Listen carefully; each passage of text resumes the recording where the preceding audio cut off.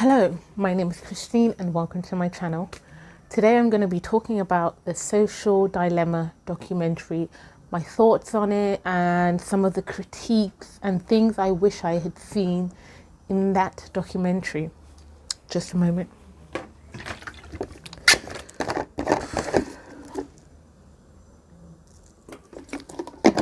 Stay hydrated, guys. I'm going to do quite a bit of talking, so I need my fluids. I've got my little notepad here with some points that I'm going to run through.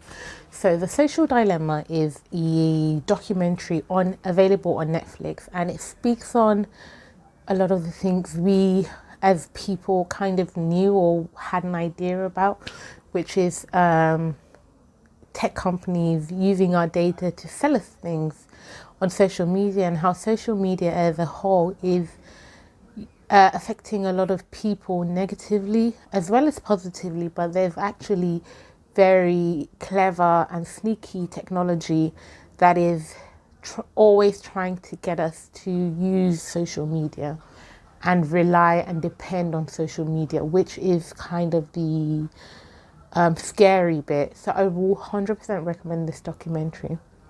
But I'm just gonna speak on this based on some of the observations I made and while watching an hour 20-minute documentary.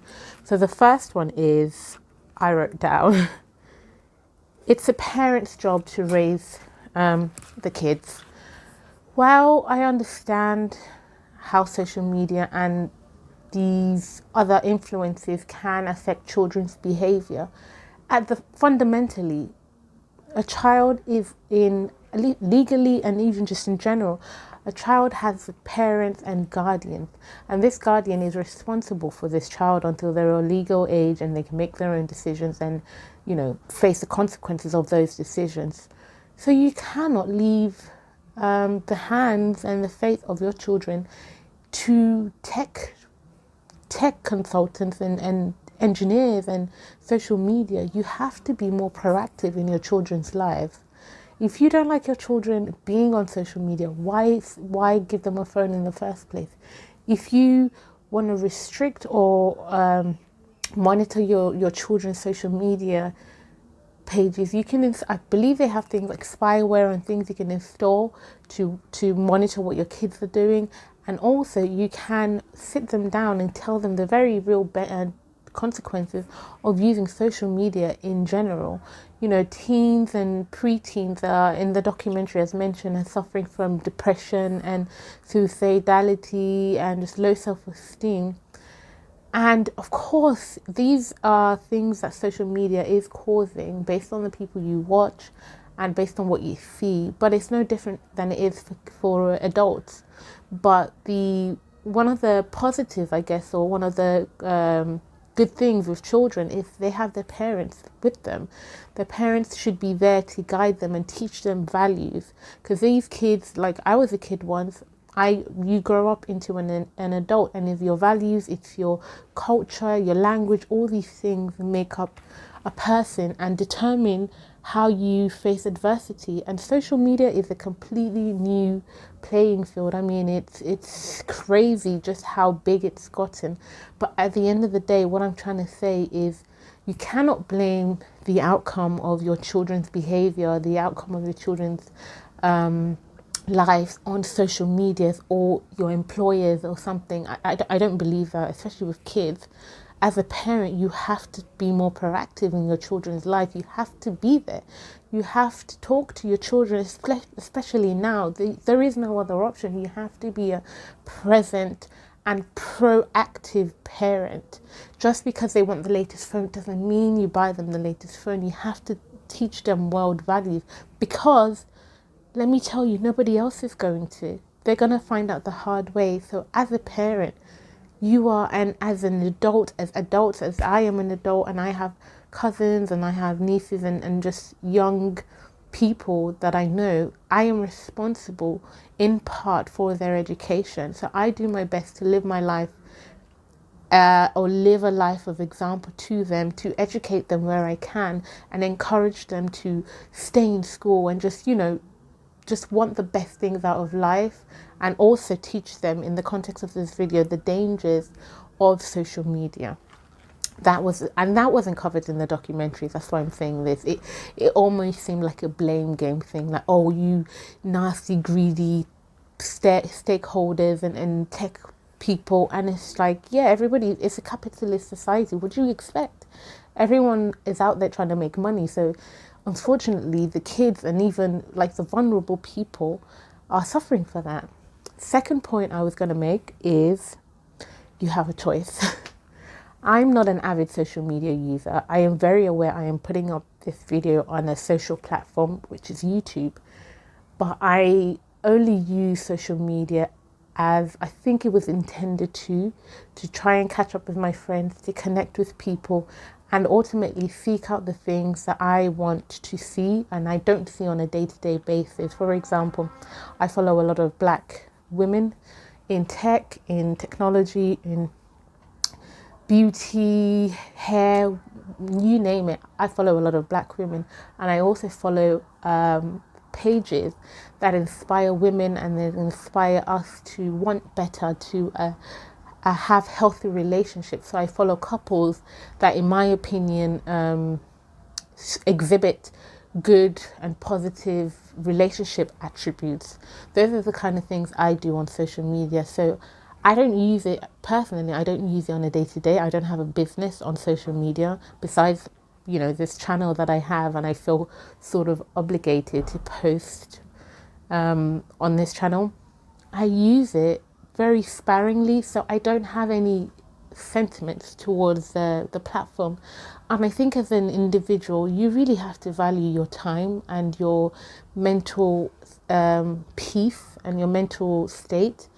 So when I had to do recently, a very good example of doing that is go through your social media and unfollow people that you notice you haven't liked any of the things, you haven't seen any activity from them, or the opposite, they spam your feeds and that's all you see all day, every day. Unfollow these accounts and streamline what it is you're feeding yourself, essentially. To use social media as a way as a positive reinforcement. If you are someone who's feeling envious of someone else's life, unfollow that person. Doesn't have to be forever. You could just unfollow them temporarily. See how you feel in a week, 2 weeks, 3 weeks. But what I'm trying to say is, and what this documentary, in my opinion, failed to point out was, as people, we are consciously using these apps. These apps, yes, and the algorithms are designed to make it addictive, but you as a person have to take charge and say, I'm not going to fall victim. I'm not going to give you my time constantly on this app if it's not benefiting me. That's what I'm saying. So you can put things like do not disturb on your phone. You can go out, leave your phone at home and go out. Those are active ways you can limit your social media use if it's really, really that difficult. But you do have a choice as an individual, and that isn't, you can't put that on tech companies and you can't put that on corporations. I'm sorry, as a human being, you have a choice. You don't have to use social media. Third thing I was going to say is you can beat the algorithm, right? So this more is a point based on Jackie Aina's video, and she watched the same documentary, The Social Dilemma, and she was talking about how to fix your algorithm. So you can say fix, beat, cheat, whatever you feel comfortable with. But to fix the algorithm, in my case, I know that people who make these algorithms have certain biases, right? They look out for certain words in text and certain images. That's what the algorithms do. So I will most likely be recommended things that are not doing me any good based on the algorithm, but are making money. So some of the ways I, as an individual, streamline what it is I see on YouTube and Instagram, which is the two social media accounts I have, is I tend to follow people that I want to see. And on the news feed, I specifically I make sure I like the things I like. Like, I don't just look at it and go past it.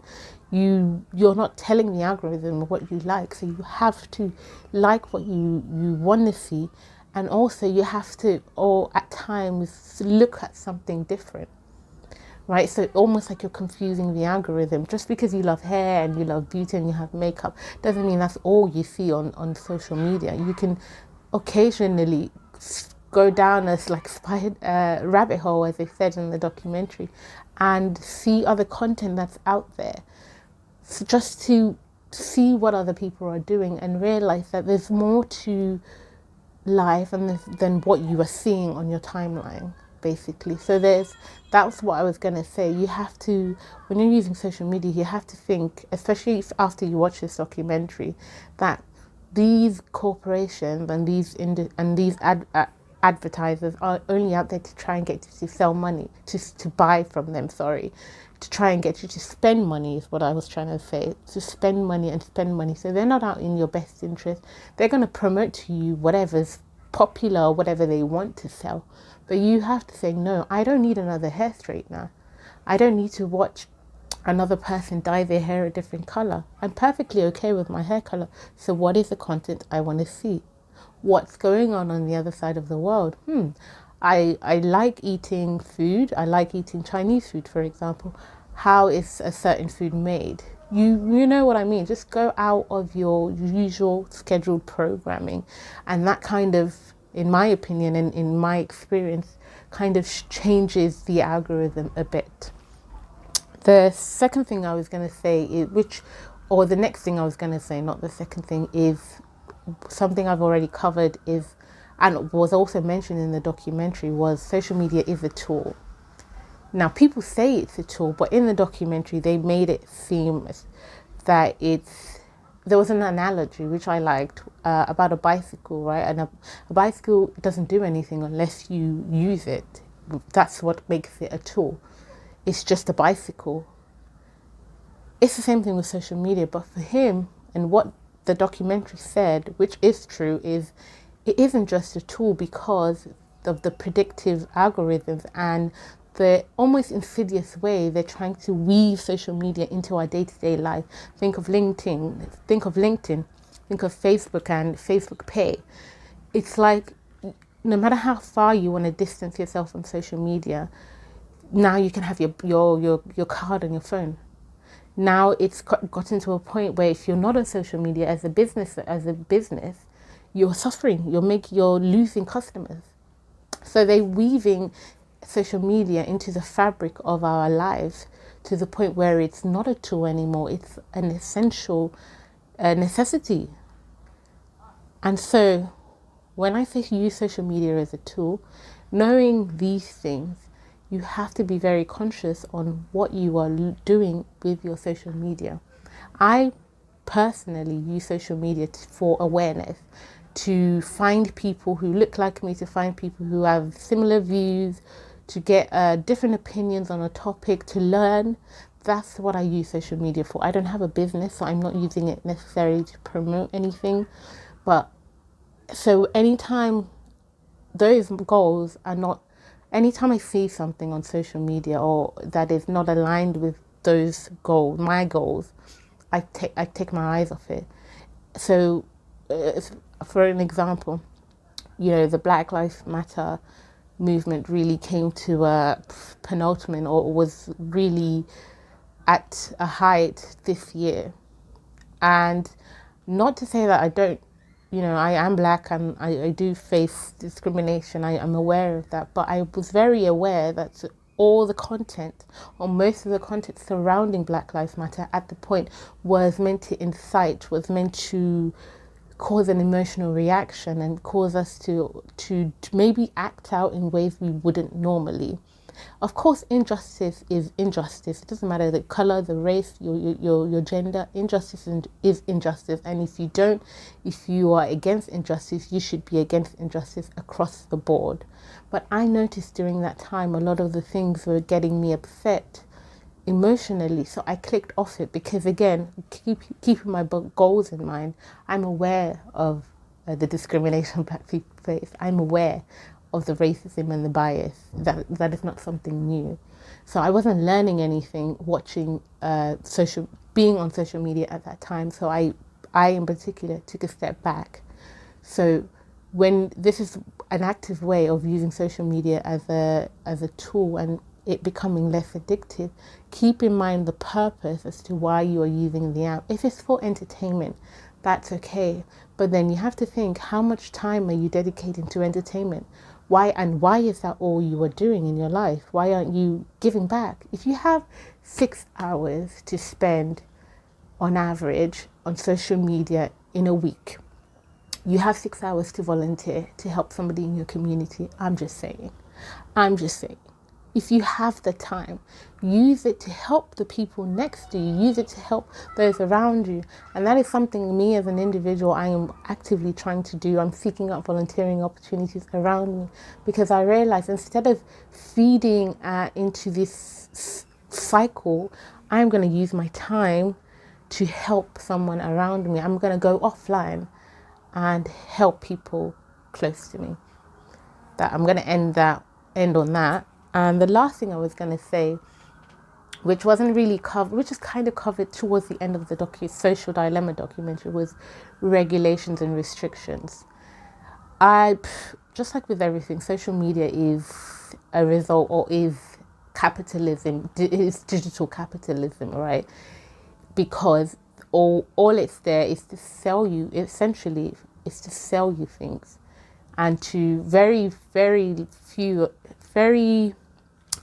or I should say, if there are no regulations and no restrictions, it will continue the way it is. There is no incentive to do anything different. Yes, kids might be having a higher depression rate, and adults might be feeling less accomplished in life, and millennials might be feeling, a rush to accomplish certain things. In the documentary, they also said people are dating less, and for fear of rejection, people are scared to take risks.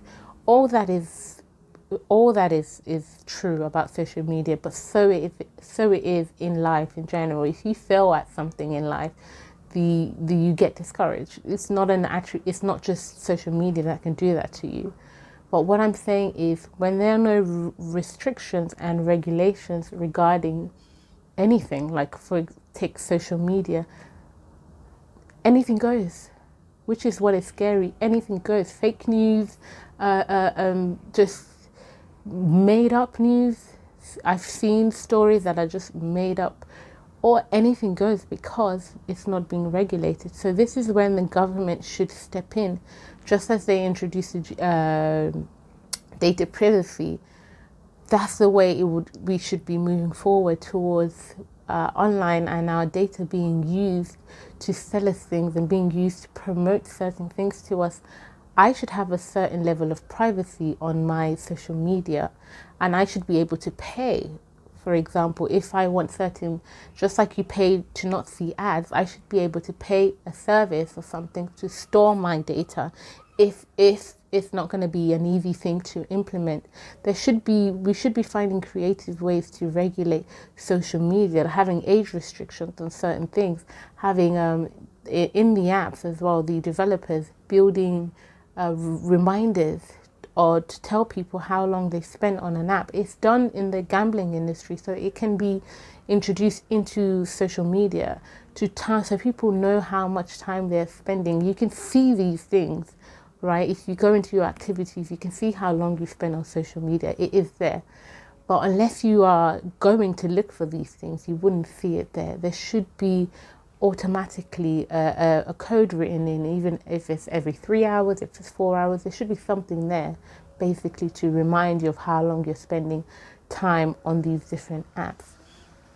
Those are the kind of things when they're talking about regulations and restrictions. Kids, what can they see on their phone? Should they sign up? Should they be allowed to access certain accounts like Instagram and stuff? Or should the accounts be automatically censored when they sign up and their age is under 18? Should that decision be made by by Instagram or Facebook and all these things to restrict what the children are watching because of their age? There's so many ways we can there's so many ways we can combat social media, but ultimately I want to leave you with this. As much as this documentary was very insightful, I feel like the positives of social media was glossed over I mean, social media has literally made people rich, has given people opportunities that otherwise they wouldn't have had. And in developing countries, especially Nigeria, which is in part where I'm from, it has really just elevated people from poverty. It has educated, it has helped women find their voices, especially because, dealing with things like colorism in their own country. Having a platform having a social media has brought about positive change, especially if you look for the good in social media, you will find it. If you are using that app to genuinely create goodness and spread positivity to the world, you can accomplish that on social media. You just have to reset your mind and not see social media as a problem, but see it as a solution. It's all about your mindset. You have to, I'm creating this video and I'm going to put it on a social media platform, hoping that someone else is inspired. If it wasn't for social media, how would I be able to reach possibly thousands and millions of people without having some big sponsors and big, dons and godfathers behind me? How can a girl from London be able to put her video out there if it wasn't for social media? So you've got to start using social media positively and just, use it as a learning platform and grow from it. And yeah, that's pretty much the end of this video. As I said, it's long, boy, and it's very serious. It's been very serious, but I hope you learned something, and I hope you share your own thoughts on social media as a whole. And I don't want to hear the whole it's bad for you, no. Can we stop that? Use social media as a tool, as what it was designed for, a tool, and you be good. Thank you for watching, and stay blessed, stay hydrated. I'll see you in my next video.